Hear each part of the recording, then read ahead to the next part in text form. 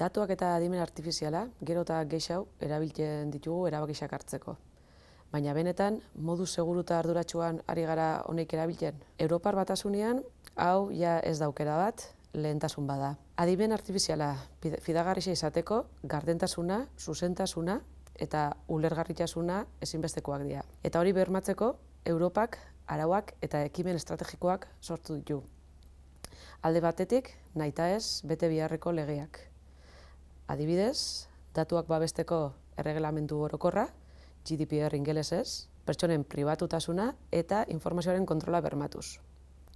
Ia aktak, adimen artifizialaren erabilera segurua eta justua arautzen dau, arriskuen arabera hauek salkatuz. Data Governance aktak, datuak modu seguruan partekatzeko arauak ezartzen ditu, enpresen arteko konfiantza sustatzeko. Eta bestalde, espazio datuak, sektore estrategikoetan, osasuna, mugikortasuna edo energia bezalako sektoretan, informazioa modu kontrolatuan partekatzeko aukera ematen dute.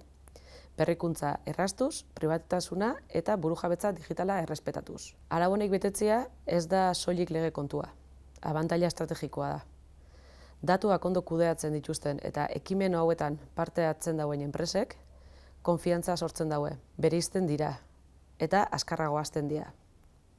Baina zer gertatzen da arau hauek kontuan ez badira hartzen? Datuak eta adimen artifiziala gaizki erabiltzeak, kostu ekonomikoak, arrisku juridikoak eta erreputazioaren galera ekar dezake. Kontroli gabeko adimen artifizial batek kreditu eskaera bat ukatu leike adibidez.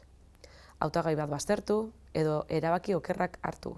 Arau honeiri aurrea hartzen dieten eta ekimen honetan parte hartzen dauen enpresek, ez daue soilik beren etorkizuna babesten, baizik eta bidea irekitzen daue adimen artifiziala eta datuen erabilera arduratsu eta estrategikorako.